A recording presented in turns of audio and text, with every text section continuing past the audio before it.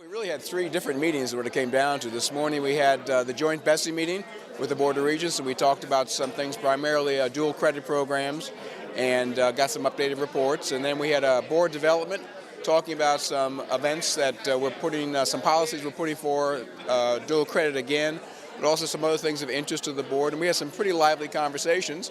And then we came out here for the regular board meeting, and so this is probably my 3 years, the longest meeting I've been to. Today's meeting was very detailed. We covered many subjects. I was very proud of Rick Gallo and Jim Henderson for stating their case for their cyber security degree. I thought they swayed the board quite well. I was also pleased to hear Sponsor Programs report about the endowed chair and professorship vacancy rate going under 20% for the first time that I know of in many years. And I think that a lot of hard work by the staff and the regents have made that happen, made that money available to many college professors throughout the state. Chairman Lipsey has always done a great job. His term will be expiring, and Chairman Levy will be taking over again in 2018. His wealth and experience in higher education is beyond reproach. I want to thank the staff for 6 great years. I want to thank Commissioner RALLO and Chairman Lipsey for all their help through this, Governor Jindal for appointing me back in 2012, and all the system presidents that I have gotten to know and work with while I was chairman in 2015.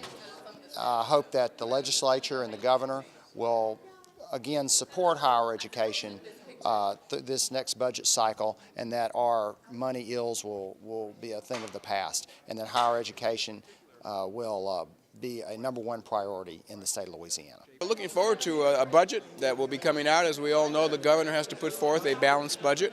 Unless something happens in the next week, there will not be any new revenue sources, and so we're looking at probably a rather large budget proposal cut, and so they will have to work through that and see how that works out. Sadly, it's going to probably be like it was 2 years ago when I first came here, that we're required to respond to those budget cuts, even though the legislature may or may not fix them. It won't happen until June. But I'll tell you, the biggest cut, the biggest effect would be on the fact that it probably will have something to do with TOPS, and students will not know until June if TOPS will or will not be fully funded. So it's really the students that are being held hostage by this unfortunate inability to fix the budget problem.